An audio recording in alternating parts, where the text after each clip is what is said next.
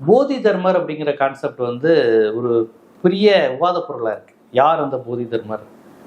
பல்லவரா அவர் இந்த சமூகத்தை சேர்ந்தவரான வரையும் கூட ஆராய்ச்சியெல்லாம் பண்ணிட்டாங்க. அதுக்கு காரணம் இந்த 7ஆம் அறிவு திரைப்படமாக அது வந்ததுனால அது கொஞ்சம் மக்களுக்கு அதை பற்றி தெரிந்து கொள்வதற்கான ஆர்வம் அதிகரிச்சிருச்சு. போதி தர்மர் யார்? அவர் பௌத்தரா, பௌத்த மதத்தை சேர்ந்தவரா, காஞ்சிபுரமா, பல்லவ சாம்ராஜ்யத்தை சேர்ந்தவரா, எதற்காக சீனாக்கு போனார்? போதி தர்மரை பற்றி வருகின்ற அந்த கதைகள், கற்பிதங்கள், இதை எப்படி புரிஞ்சுக்கிறது? உண்மையான போதி தர்மர் வரலாறு என்ன? நாம் ஏற்கனவே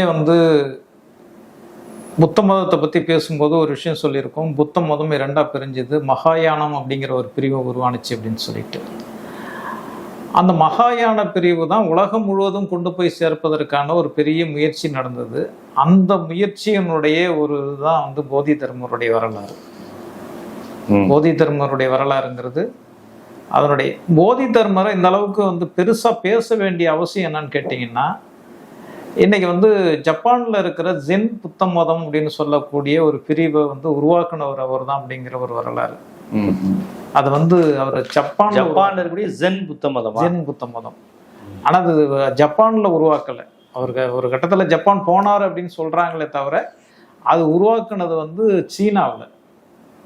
சீனாவில் உருவாக்கும் போது அது ஜான் புத்த மதம்னு பேர் இருக்கு. அது ஜப்பானுக்கு போகும்போது அந்த ஜப்பானிய மொழியில ஜென் அப்படிங்கிற மாதிரி இது மறுனுச்சு.